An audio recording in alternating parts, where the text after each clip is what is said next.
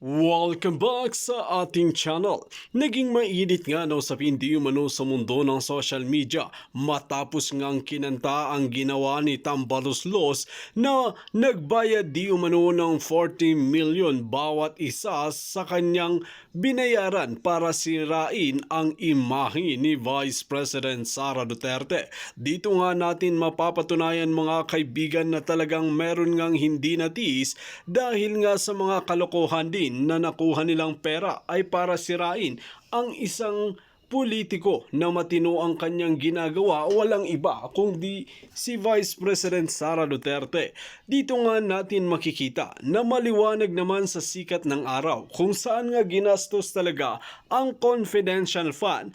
Ngunit marami pa rin mga politiko at mga tambaloslos na talagang binabatikos nga ang mga Duterte. Ngunit kung titingnan nga natin ang kanilang ginagawa ay wala pa silang napapatunayan at talagang hindi pa nila ginagawa ang kanilang trabaho. Ngunit patuloy pa rin ang kanilang paninira sa magandang adhikain ni Vice President Sara Duterte. Dito nga talaga natin makikita na gusto ng administrasyon na ito na talagang puro na lang corruption ang manaig sa bansang Pilipinas at hindi na pwedeng gumawa ng matino.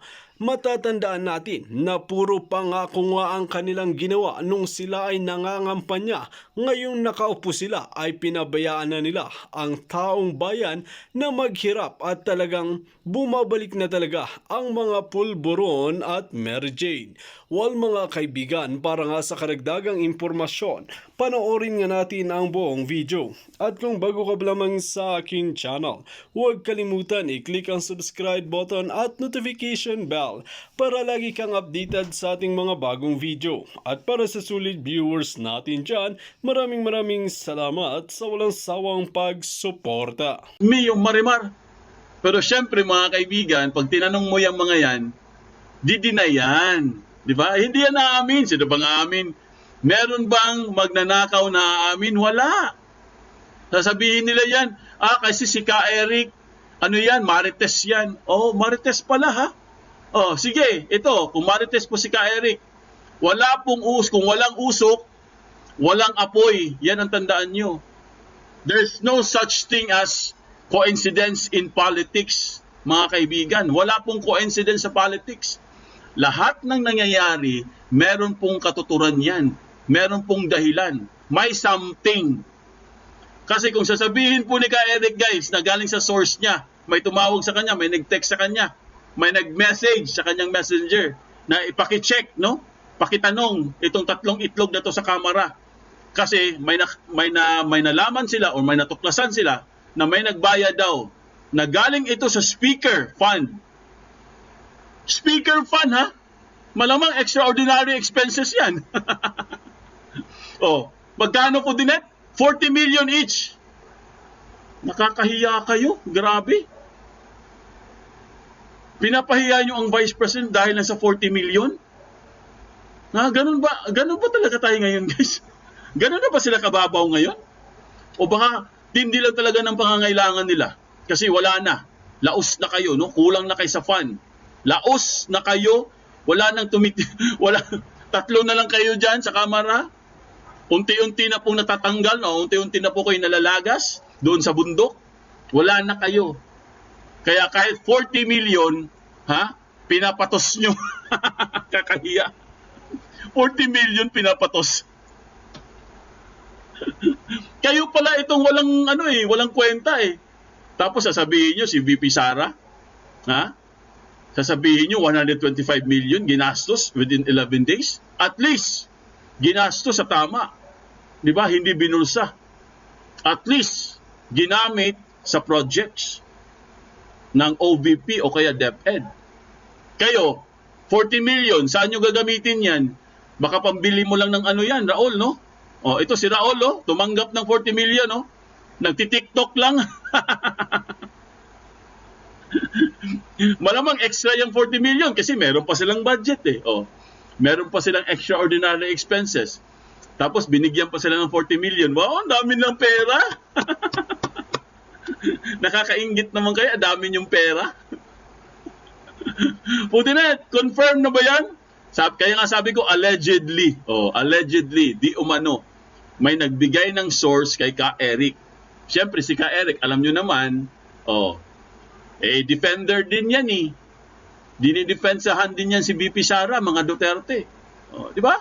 Kaya po, kasi sila ang naunang mag-ingay, kaya po itong si Ka Eric, no, lahat ng mga kaalyado ni Duterte, mga Duterte guys, nag-ingay din sila.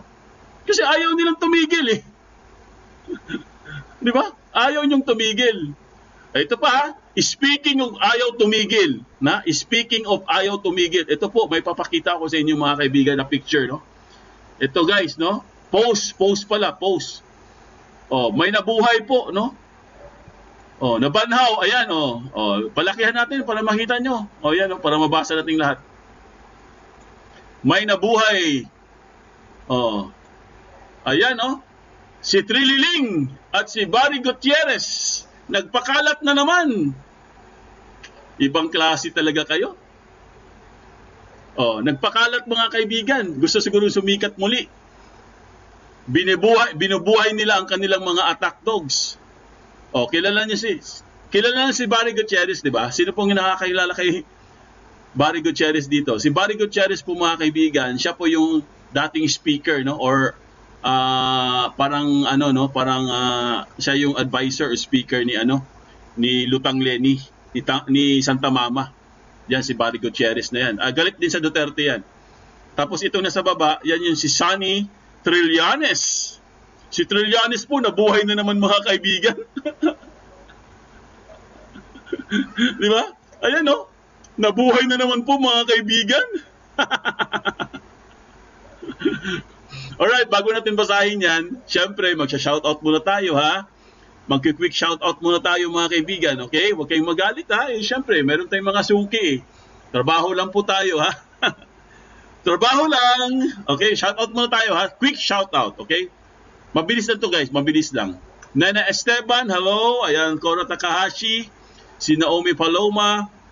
Si Vinia Nueva. Ayan, hello. Watching from Mindanao. Mga taga Mindanao. Mega love shoutout sa inyo dyan. Tessie Amanuma. Violeta Galvan. Si Chrissy Brooks. Rolando Betito, hello. Ayan, Lili Bakingan. Leo Bonang. She Bautista's channel. Good afternoon, Foodinet. Ayan. Lea De, ayan, si Cat Lover, andito din, si Leti Lopez, sino pa, si Violeta Galvez, Victoria Galvez, Victoria Galvez, ayan, good morning in America, ma'am Violeta Galvan. Violeta Galvan, good morning dyan, America, morning ngayon sa America. Imelda Aquino, good morning for the net, watching live from Japan, ayan, mga taga-Japan, kumusta na kayo dyan? Ivan Yuki, solid DDS, or Ivan Yuki, ayan, Grabe, 40 million each. Grabe Susan, Nakakahiya, 40 million each. Ang babaw pala nila, 40 million lang pala gusto nila, Rowena Saladino Lim, good evening po sir. Foodie, more power po sa channel nyo. Ayan, mega love shoutout Rowena Saladino Lim. Ayan, ML Almari Arts, Auto Kuwait, Bullseye Bro. Foodie, shoutout. Ayan, Joyce Barboza. Arise in Tokyo. Ayan, natural, hindi amin yan. Sana ma-confirm nyo para mabuking si Tamba. Yan, go. Ka Eric, expose them all. Melissa Sembulan. Lorena Leek. Vince Baltero. Si Julieta Bernas. Leti Lopez. Lorena Leek. Ayan, nabasa na natin yan. Franz Fuertes. Sino pa? Danilo Mendoza. Si EE. Ayan. Evan, Yuki, Chrissy Brooks, at marami pang iba. Mamaya po babasahin po natin lahat ng mga comments at mga tanong nyo, okay? Sa bandang dulo na po guys ha. Kaya kailangan nyo mag-comment at magtanong para tuloy-tuloy po yung discussion natin. Alright? Ito na po, umpisahan na po natin. Mag-stretching na kayo dyan. May humabol pa si Benjamin Silva, si Tata Felicio, ayan. Si Cat Lover, sino pa? Ayan, marami pang humabol. Si Elsa Holanda, Elsie Roble, Noel Sikat. Ayan. Okay, tuloy-tuloy na po tayo guys. Ito na po si Trillanes. Anong pinapakalat? Boxing tonight, Casemiro versus Ogoni, Japan for draw. Boxing pala ngayon may boxing. Mahilig ka pala sa boxing, Rolando Betito Draw ba, Rolando Betito? Ibig sabihin, it's a tie, no? It's a tie. Alright, mga kaibigan, basahin na po natin. Ito pong kay Trillanes. Ano ba itong pinapakalat ni Trillanes sa ni Barry Gutierrez? Ang sabi po ni Barry Gutierrez, no? Dito, they're in panic mode. Wow, natataranta na daw mga kaibigan. Panic mode daw si VP Sara. Wow, galing niyo talaga. They're in panic mode. Kung kahit yung matanda ay inilabas na he does best manakot at paguluhin ang usapan. Ang klaro, wala pa rin silang sagot. Sa simpleng tanong, saan ninyo ginastos ang bilyon-bilyon na confidential funds? Tingnan nyo guys, tingnan nyo ang fake news itong pinapakalat na fake news ni Barry Gutierrez. Tingnan nyo basahin nyo billion-billion daw na confidential funds. Billion-billion na confidential funds? Asan ang billion na sinasabi nyo? Anong billion-billion na confidential funds? Kayo nga may billion eh. Basahin nyo, itong pinapakalat ni Barry Gutierrez. Tapos sinasabi nyo, wala daw simpleng sagot. Anong walang simpleng sagot? Ilang beses na kayo sinagot, ayaw nyong makinig or nagbibingi-bingihan lang kayo. Nagbubulag-bulagan lang kayo para kunwari. Wala kayong alam. Pero ilang beses na kayo sinagot. Diba? Anong gusto nyo? Anong ba talagang gusto nyo explanation? Gusto nyo harap-harapan? Parang ganon? Wala pong time si VP sa inyo, no? Wala po siyang time na harapin kayo. Andyan po, nakalatag yan. Kung gusto nyo ng explanation, puntahan nyo ang OVP. May website po yan. Andun lahat ng expenses para makita nyo. At isaksak nyo sa mga utak nyo para hindi kayo nagtatanong palagi kung saan ginamit. At sinabi mo pa, billion-billion na confidential funds. Saan yung sinasabi mong billion-billion na confidential funds? Di ba? Asan? Asan yung sinasabi mo? Bakit ayaw niyong tanungin ang confidential funds ng House Speaker? Ngayon may pinapakalat. Bayad pala yung tatlong yung mga itlog dyan. Yung tatlong yung itlog dyan sa kamera, bayad pala. Kausapin nyo. Tapos, after nyo kausapin, i-post nyo rin sa Facebook nyo. O sa Twitter nyo, kaya sa Instagram nyo. Banatan nyo sila. Bakit lumabas yung balita na bayad sila ng 40 million? Di ba? Para fair. Ayaw nyong gawin yan dahil gusto nyo si VP Sara matanggal. Dahil takot kayo kay VP Sara. Klarong-klaro naman eh. Baka hindi nyo pa alam ang balita. Magkakaroon na po tayo ng BICAM, no? Ibig sabihin ng BICAM, magbi-meeting po or magkukonvene ang dalawang house. Ang dalawang bodies, no? Ang House tsaka ang Senate. Magkikita-kita sila, magkukonvene sila, magbi-meeting sila para po ibalik ang confidential funds ng OVP, DepEd at kung ano-ano pa. Ibig sabihin, ibabalik na po ang confidential funds. Baka hindi nyo alam yon. Ngayon, sasabihin mo, saan ginastos? Tanungin mo sarili mo. Ito, ang sinabi ni Trillanes. Ito naman, si Trillanes naman mga kaibigan. What Ghost did in removing the confidential funds of VP Sara is a bold and courageous move. Now, Duterte just came out trying to bully people into submission again. Hold your ground. ICC lang katapat niyan. Magtatago uli yan sa kanyang kulambo. Wow, ICC na naman daw guys, sabi ni Trillanes. Anong ICC? Wala nga jurisdiction, ICC. Tapos ang sabi niya mga kaibigan, nambubuli daw si Pangulong Duterte. Yan trying to bully people into submission again. Anong bully? Hindi naman pambubuli yun. Bakit? Bawal ba si Pangulong Duterte maghamon? Bawal ba siya magbigay ng challenge? Di ba china-challenge niya ang COA? Bawal ba yun? Bawal ba si Pangulong Duterte sabihin niya, mag-audit tayong lahat. Individual auditing. Bawal ba yun? Sa tingin ko, hindi. Kasi kayo din eh. Kayo ang hilig yung bumatikos kay VP Sara na wala naman kayong mga ebidensya. Wala kayong mga dokumento. Di ba? Pero si Pangulong Duterte, sinabi lang niya na magkakaroon ng audit, individual auditing. Buksan lahat sa COA. Lahat. Congressman, Senado, buksan. Anong masama dun? Porque si Duterte nagsasalita, sasabihin nyo masama. Kasi hindi nyo matanggap. Kasi pag binuksan yan, at tinutotohanan talaga yan, magkakabukingan na. Dahil sa balita ngayon, merong tatlong ugok diyan, tatlong tatlong itlog diyan sa kamera. Oh, binayaran ng 40 million each para lang siraan si VP Sara. 40 million for AA projects daw. Biruin nyo, 40 million para sa projects.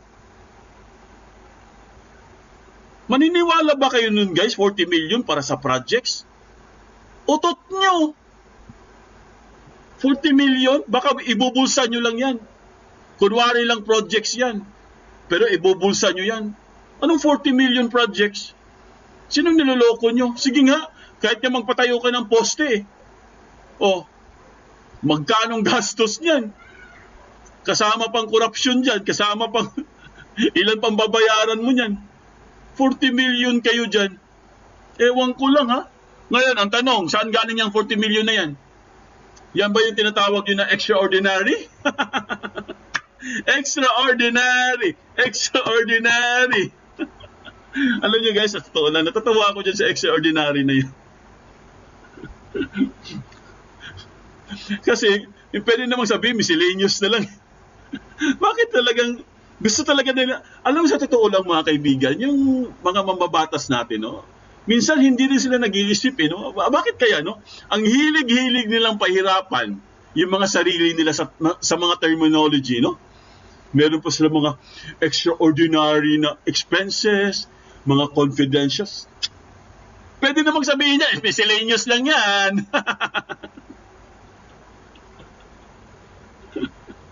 Ang yaman ni Tamba, no? Ang yaman ni Tambaluslos, no? Sabi ni Epipanya Humiwat, no?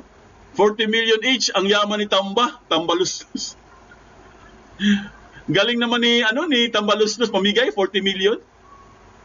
Kayo namang tatlong itlog, 40 million lang palang kailangan nyo eh. Ha? 40 million lang palang kailangan yun eh. Dapat tinawagan nyo na lang ako.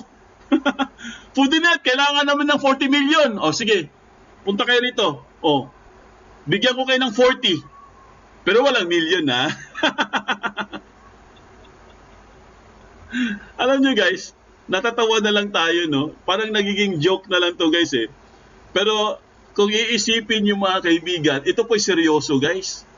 Napakaseryoso nito guys. Kasi nga, ang dami po nilang pinapakalat ngayon sa Kongreso, no? Pati kay VP Sara. Pero sila din pala meron. Di ba? Oo, pinagpipiestahan nila ang kaban ng bayan. Hindi ba kayo nahiya sa mga sarili nyo? Ibang klase. Ito si Trillanes, nakikisakay din. Ito naman si Barry Gutierrez. Ewan ko, bakit biglang nabuhay din to? Ha? Sige, sakyan nyo na kung gusto nyo. Tandaan nyo, yung ginagawa nyo, magkakaroon po ng yan, babanda lahat sa inyo yan, babaliktad lahat yan, nag-uumpisa na. Di ba? Kasi sa totoo silang guys, hindi po nanguna ang Duterte, no? Hindi po silang nauna dito. Ang nauna dito, itong mga kakampwet, no? Itong mga makaliwa. Yan sila, Tambaluslos. Sila pong nauna dito. At ito namang si Pinsan, nagkukunwaring tahimik. Ikaw naman Pinsan, magsalita ka para malaman din ni Pinsan. Puro Pinsan ha? Di ba si Pinsan hindi nagsasalita? Asa na ba si Pinsan guys? Ha? Asa na si Pinsan? Yung isang Pinsan, asa na? Matagal na natin hinahanap si Pinsan, hindi pa rin nagpapakita. Siguro yung nakikita ko sa news, parang ano na lang yun, parang hologram na lang siguro yun. Ay, nako Diyos ko. Hoy, Trililing, doon ka na lang sa 6 feet underground. Grabe itong mga to. Ibang klase kayo. Pinagpalit nyo yung mga puri nyo sa 40 million. Ay, nako, Diyos mio, Marimar. Sumali si Trililing. Oo, sumali, no? Ibang klase, mga kaibigan. Talagang, ay, nako. Ito po, mga kaibigan. Ito. Saan daw ginamit? Saan daw ginamit ni VP Sara? Sabi ni Trililing. Trililing, tingnan mo, basahin mo sa screen. Okay, mga kaibigan, no? Babasahin lang po natin ito nasa screen, no? Para po sana po, no? Sana po napanood dito ni Trililing, no? Itong attack dogs. Itong nabuhay na attack dogs. Okay, ayon po sa DepEd, mga kaibigan, no? DepEd receives 78 more child abuse complaints after launching helpline in November. See? Tingnan nyo guys, oh. Tingnan nyo. Ilan yan, no? Ito, nangyari to guys, 2023, January. Tingnan nyo, oh, 78 kaagad more child abuse. Imagine niyo mga kaibigan, ang dami niyan. Pag hindi mo binibigyan ng confidential funds ang DepEd, guys, paano nila makokontrol yan? Ito, pinapakita ko sa inyo sa screen. Ayan, lakihan natin kung gusto nyo, para makita nyo. Ayan, Galing yan sa Manila Bulletin. Yan po ang kailangan ng DepEd. Confidential funds. Kaya kailangan nila, guys. Kasi pataas ng pataas ang kaso. Kawawa po yung mga bata, lalo na yung mga chikiting. Lalo na yung mga nasa mga 12, no? 12 ang edad. Talagang sila po ang punteriya dito, guys. At hindi lang 'yan. Recruitment. 'Di ba? Kaya hindi nyo kasi naintindihan Hindi nyo naintindihan yung essence po ng trabaho ng isang Vice President Sara Duterte, kung paano siya magtrabaho. Kasi guys, ina-apply ni Vice President Sara Duterte yung ginagawa niya sa Davao, ina-apply niya kasi sa pagiging Vice Presidente. Kaya po ganyan po siya, guys, si Vice President. Ganyan po siya magtrabaho. Napakatindi. Now, bakit kailangan niya ng confidential funds? Unang-una, tingnan nyo ang Davao, mga kaibigan. Itong si Trililing, hindi niya naintindihan, no? Ang Davao po, guys, pinapalibutan yan dati. Napalibutan yan ng masasamang elemento. Alam nating lahat yan. Siguro yung mga walang alam, yung mga bagong sibol na siguro. Pero yun tayo, no, katulad ko, alam natin yan. Laman sila ng balita dati. Kaya po, ang confidential funds, guys, sa Davao, napaka-importante. Ngayon, kinukumpare kasi ni Trililing itong confidential funds ng Davao, bakit daw napakalaki? Samantalang ang confidential funds daw ng Quezon City, Taguig, Makati, ang baba daw ng mga confidential funds nila, lalo ng Cebu. Alright, bakit mababa ang confidential funds nyo? At yung iba, wala. Dahil hindi nyo kailangan ng confidential funds. Bakit meron bang rebelde sa Quezon City? Ha? I mean, hindi ko naman sinabi wala, pero ganun ba katalamak? Meron siguro palakad-lakad dyan, 1, 2, 3. I-compare nyo sa Davao, i-compare nyo sa ibang lugar na talagang infested po sila, guys. Diba? Kaya po, kahit i-compare nyo ang confidential funds ng Davao sa inyo, sa lugar nyo, sa Quezon City nyo, or sa Makati, kung ano pa yung sinasabi ni Trillanes, isipin nyo, ang Davao, napakarami doon. Kaya sila ang prioritize Pagdating po sa insurgency, prioritize po ang Mindanao. Pinakita ko nga sa inyo sa DepEd, DepEd pa lang yan, ha? Akala nyo yung 78, konti yan, marami yan. Paano pa yung mga ibang case na hindi na itatala sa data? Marami pa, di ba? Hindi lang isa yan, hindi lang 78 yan, marami pa yan, hindi lang natin alam. Kaya sabi po ni spokesperson ng DepEd na si Pua, no? Ang sabi niya dito, guys, babasahin ko lang, mga kaibigan, para meron po tayong I am now asking for data because we will now be monitoring how fast we are resolving these reports, Pua said. See? Kailangan nilang mas data, marami pang data. Kasi marami pa pong mga nabibiktima, guys. We are verifying this because we cannot just take the complaints on their face. You're still investigating and trying to find out. POA said that the DepEd is also currently monitoring how soon these cases are resolved and what are actions taken regarding this. Hopefully by the end of January, we'll have another round of reports so we can compare if our hotlines are effective and check it if more individuals were given access to report these incidents. Ibig sabihin, yung hotline na yon, galing po yun sa confidential funds ng DepEd. Nagamit po nila, guys. Ayan na po ang result. Alam na kaagad nila kung ilan ang mga biktima. See? Napaka-importante po, guys, ng confidential funds. Kaya please lang, ibalik nyo na. Kawawa naman po yung nagtatrabaho. Kayong hindi nagtatrabaho, manahimik kayo. Kasi ang ginagawa nyo, mangulimbat lang ng pera eh. Ha?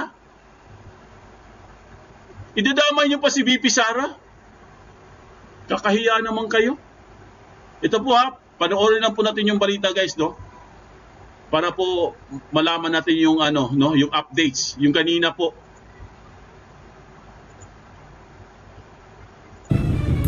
Natataranta na umano ang kampo ni Vice President Sara Duterte matapos natanggalan ng Kamara ng Confidential Funds para sa taong 2024. Ito ang pananaw ng dating tagapagsalita ni Vice President Leni Robredo at former Akbayan Party List Representative Barry Gutierrez kasunod ng paglalabas ng pahayag ng ama ni VP Sara na si dating Pangulong Rodrigo Duterte kaugnay ng issue. Sa unang pagkakataon na pagsalita kaugnay ng liderato ng Kamara, sinabi ni dating Pangulong Duterte na kung balak tumakbong presidente ni Speaker Martin Romualdez, hihingi siya ng audit kung paano ginastos ang pondo ng bayan. Tila binaliwala naman ni Speaker Romualdez ang mga pahayag laban sa kanya ng nakatatandang Duterte. Sa isang pahayag, iginiit nitong wala silang balak tumigil sa pagtatrabaho upang maipasa ang priority bills ng pinsang si Pangulong Ferdinand Marcos Jr. Hindi rin anya makapipigil sa kanila ang labis na ingay. 2 araw naman ang nakalilipas mula nang i-anunsyo ng Kamara ang pagtatanggal ng confidential funds sa kanyang tanggapan at Department of Education. Wala pa ring public statement si VP Duterte kaugnay ng issue. Wala rin itong tugon sa mga pahayag ng kritiko sa kanya. Abala ito sa activities ng kanyang tanggapan at ng DepEd. Ngayong araw, nasa Cebu City ito para sa National Literary Conference. Araw naman ng Miyerkules, October 11, nag-courtesy call sa kanya si Finland Ambassador to the Philippines, Juha Marcos Pico. Noon lamang October 9 nang mag-courtesy call din kay VP Duterte ang Turkish Ambassador na si Niyazi Evren Akyol. Oh, see? Nagtatrabaho po si Vice President. Nagtatrabaho, oh. Ang dami niyang courtesy call. Oh, hindi ba kayo nahiya? Tapos kung ano na namang sinasabi niyo, yung pala, kailangan nyo lang pala ng 40 million? Ha? Yung pala, kailangan na lang ng 40 million. Yun lang pala. Ha? Para matahimik kayo. Sige, gusto nyo talaga 40 million? Nakakahiya kayo, grabe. Ito na po, ang 40 million, guys. Ready na ba kayo sa 40 million? Ha? Ready na ba kayo sa 40 million? Ibang klase itong mga to. Diba? Hangol ba? Hangol. Hangol sa pera ba? Hangol. Ano nga yung hangol? Ano mo? Nakalimutan ko na naman. Hangol. Bisaya kasi ang hangol, guys eh. Sakim, no? Sakim sa pera. Oh, hangol. O kaya buaya. Mga buaya sa pera. Ha? Sabi ni Duterte, mga hangol. Ano akala niyo sa amin, mga hangol?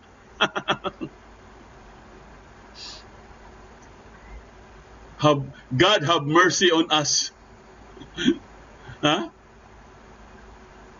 Pasalamat na lang tayo mga kaibigan na andyan po si Miss Sas Rogando Sasot. Dahil po kay Sas mga kaibigan, nagkaroon po ng leeway, no? Nagkaroon ng leeway para po magkaalaman, no? Parang parang pinasabog niya yung Pandora's box, guys eh. All hell broke loose, no? Kaya pasalamat po tayo kay Miss Sas Rogando Sasot. Ang galing talaga niya, guys, no? Pasalamat din tayo kay Laka Eric, no? Andiyan sila, no? Sila Attorney Harry Roque. Na sana po manalo po sila, no? Pag tumakbo sila sa susunod. Itong si Attorney Panelo at marami pang iba, yung mga nagtatanggol po, no? Papasalamat tayo, guys. Pero yan, ito na. I-play na po natin itong si Ka Eric, mga kaibigan, magkakaalaman na. 40 million, ha? Dito nga natin makikita mga kaibigan na talagang wala ngang makakatalo sa imahe ng mga Duterte na kahit anong paninira ay talagang naninindigan nga sila. Banat nga ni Vice President Sara Duterte na talagang tumahimik na lang kayong mga tambaluslos kung hindi rin naman kayo nakakatulong sa taong bayan at hindi nyo naman ginagawa ang inyong mga trabaho. Tapos puro na lang kayo paninira. Magtrabaho na lang kayo dahil matagal pa ang election. Kung kayo ang tatanungin mga kaibigan, ano ang inyong mga opinyon? Just comment below sa ating comment section at ating pag-uusapan.